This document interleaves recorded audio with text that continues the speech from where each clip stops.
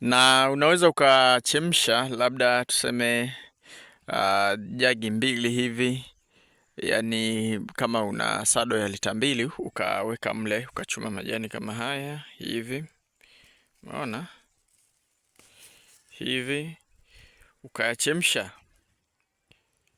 Yep. Ukiyachemsha vizuri haya majani, ukaweka na maji labda lita mbili, ukachemsha. Hakikisha unachemsha maji kama yalikuwa ni lita mbili, yanapungua, yani utakapoyarudishia tena maji yaliyochemshwa hayawi tena lita mbili, yanapungua. Labda tuseme chemsha kwa muda wa nusu saa au kati dakika 20 au dakika 30. Maji yako yakikaa vizuri kabisa, hiyo dakika 20 mpaka 30 kama unatumia jiko la mkaa, lakini kama ni jiko la gesi basi unaweza ukachemsha kati ya dakika 10 mpaka dakika 15. Kisha yale maji unachanganyia na maji ya lita 10. Unawapa kuku wako siku 3 mfululizo. Kama wanaumwa mafua, hii tiba inakwenda kutibu vizuri kabisa, vizuri kabisa. Ni tiba ambayo inatibu mafua vizuri. Hata kwa binadamu pia ukifanya hivyo, hii huwa inatibu mafua. Hata kama unaumwa mafua, ukichukua tu haya majani ukayanusa hivi, kama ni mafua yale ya kamasi, mwenyewe utakuta yanatoka. Utakuta yenyewe tu yanatoka. Kwa hiyo hii ni tiba moja ya kwanza ambayo ni nzuri sana. Na uzuri wa haya majani, ukikata tu hivi, kama unataka kuyapanda, ukata pingili hii hapa mpaka hapo, ukasimamisha chini, basi huwa yanaota vizuri sana na yanavumilia ukame. Kwa hiyo unaweza kuwa na shina lako moja kama hivi kwa ajili ya kutumia kama tiba. Mafua yanaumiza sana kwa kuku. Tiba ya pili ya mafua ni haya majani ya mbaazi. Haya hapa unayoyaona hapa ni majani ya mbaazi. Na uzuri wa majani ya mbaazi pia, ukipata ile mbaazi ukiipanda vizuri, yanaota ndani ya muda mfupi sana. Yani kama hii mbaazi ambayo unaiona hapa ipo ina miezi 2, lakini imeshaota kwa kiasi hiki. Kwa hiyo yanaota vizuri kabisa. Haya pia unayatwanga, unayabrendi, huchemshi kama ambavyo nimekuelekeza tiba ya mara ya kwanza. Kwa hiyo utakachokifanya wewe hapa, unachukua jagi mbili za blender, una blend vizuri kabisa, unachanganyia kwenye maji lita 10. Zile jagi mbili, sijui za lita 1.5, kitu kama hicho hapo, mbili, unachemshia au una blend. Kisha unaweka kwenye maji lita 10. Kama kuku wako wanaumwa mafua, watakunywa kwa muda wa siku 3 mfululizo. Lakini pia hakikisha unaweka tangawizi moja na kitunguu saumu kimoja, ili kuweza kusupport hii dawa iweze kufanya kazi vizuri kabisa. Tiba ya tatu ambayo inatibu vizuri kabisa mafua ni hiki kitunguu maji. Nadhani wengi wetu hichi kitunguu maji tunakijua. Hiki kinatibu mafua vizuri kabisa, na namna ambavyo unaweza ukatibu mafua, hiki kitunguu maji chenyewe kama chenyewe unakata vipande vidogo vidogo kama vidonge hivi, yani unakata vipande vidogo vidogo kama vidonge. Kisha unawapa kuku, wanakuwa wanadonoa vile vipande vidogo vidogo kuku ambaye ana mafua. Na kama ana mafua sana, basi unakuwa unamwekea mdomoni, anameza. Hiyo ni tiba nzuri sana ya mafua. Unaweza ukaifanya hivi kati ya siku 4, ukawa unawawekea asubuhi, mchana na jioni, na kuku wako wakapona mafua vizuri sana. Na hasa mafua yale ya kukoroma, yale mafua ya kukoroma, ukiingia bandani usiku unakuta kuku wanakuwa wanakoroma. Kwa hiyo tiba yake ni hiyo. Kabla sija kutajia tiba ya 4 na ya 5, kwanza kabisa nikukumbushe sisi KingoFarm tunatoa elimu ya ufugaji. Ada yetu ni shilingi 8,000 kwa muda wa miezi 2, lakini pia tunavyo vitabu mbalimbali ambavyo vinaelezea ufugaji.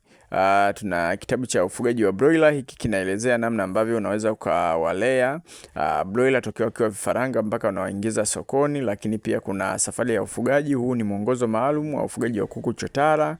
Kuna tiba za asili, huu ni mwongozo ambao unakuongoza jinsi ya kutumia tiba za asili na kutibu magonjwa mbalimbali. Kuna ufugaji wa kuku wa kienyeji, huu na maelekezo yote ya namna ambavyo unaweza ukamfuga kuku wa kienyeji. Na kuna mwongozo maalum wa ufugaji kwa kutumia tiba za asili. Hapa utaelekezwa ni namna gani ambavyo unaweza ukazitumia tiba za asili kama booster, kama kinga, na ratiba maalum ya namna ya kuwapa kinga kuku wako, hizi kinga za asili na booster za asili. Vitabu vyetu ni soft copy na tunakutumia kwa njia ya WhatsApp. Bei yake ni 10,000. Kitabu kimoja ni shilingi 10,000. Twende kwenye tiba ya 4. Tiba ya 4 ni hii hapa. Hii ni ambayo tumeipanda sisi hapa. Haya hapa ni majani ya aloe vera. Hii hapa ni aloe vera. Kama mnavyoiona hivi, hii bado ni changa. Ni aloe vera. Hii aloe vera inatibu mafua vizuri kabisa. Hii aloe vera, japo tujawahi kuitaja sana, lakini aloe vera inatibu mafua. Moja ya tiba ambayo tunasema ni multipurpose, yani inafanya kazi nyingi sana kwenye ufugaji wa kuku, ni haya majani ya aloe vera. Na haya majani ya aloe vera, nikwambie tu kitu, tiba zote 3 ambazo nimekuelezea huko nyuma, endapo utachanganya na hii hapa ukasupport, utatafuta majani 3 kama haya yenye ukubwa kama saizi hii, ukipata 3 moja, yani kwa mfano hapa nitachuma 1, 2, 3, nikaweka kwenye maji lita 10, ndio kipimo chake jinsi ambavyo kipo. Kama unaitumia yenyewe kama yenyewe, kama unachanganyia na tiba nyingine, unaweza ukachukua jani moja tu, hili hapa, umeliona hili dawa, kwa hili jani, kwa mfano unachukua hili jani moja na liblend vizuri kabisa. Halafu nina tiba yangu ile ambayo nimetoka kuwaelekeza sio muda mrefu, ile tiba ya kwanza kabisa ambayo nimewaelekeza hapa, ile nimeshachemsha, yale majani nimeshachemsha. Haya hapa, ngoja nije niwaelekeze tena. Nimechemsha haya majani, niliwaambia unachemsha kwenye sado kama ya lita 2 hivi. Nimeshachemsha. Haya hapa, nimepata ule mchuzi wake. Nimekuja nimechukua jani moja la aloe vera pale, nimeblend, nimeweka kwenye maji lita 10. Vyote nimevichanganya kwenye maji lita 10 na watibia kuku wangu vizuri kabisa. Kwa hiyo ni tiba moja nzuri sana. Tutakuwa tumetengeneza bonge ya tiba ya mafua. Wewe kama mafua yanakusumbua, jaribu hii tiba ambayo nimekutajia hapa. Yale majani uzuri wake tena ni haya hapa. Jaribu hii, itakusaidia sana. Hii ina support, hata kama kwa mfano kitunguu maji kile pale, unaweza muda mwingine ukakiblend ukaweka na hii aloe vera ukawapa kuku wako. Na nitakwenda kukuelezea tiba ya 5 hapa. Tiba ya mwisho ya 5 ni hizi ambazo unaziona hapa. Hii ni turmeric. Hii hapa sana sana binzali, tunasema binzali, inapatikana hata sokoni. Ukiblendi unga wake ule pale, unaweza ukaweka kwenye chakula au ukaweka kwenye maji, unatibu mafua vizuri kabisa. Na ziada unaweza ukaongeza tangawizi. Tangawizi na yenyewe inatibu mafua vizuri sana. Sijaitaja hapa kwa sababu hapa tangawizi mara nyingi sana waga na waelekeza kwamba ni tiba ya mafua. Sasa hapa nimetaja tiba ambazo sijawahi kuzitaja sana kwenye hii video, ndio maana tangawizi sijaitaja. Kwa hiyo hii ni tiba inatibu mafua vizuri kabisa. Kama utablend utapata unga wake, ukichukua vijiko 3 ukaweka kwenye maji lita 10, basi inakutibia mafua vizuri sana. Na tangawizi moja, mafua yatapona vizuri zaidi.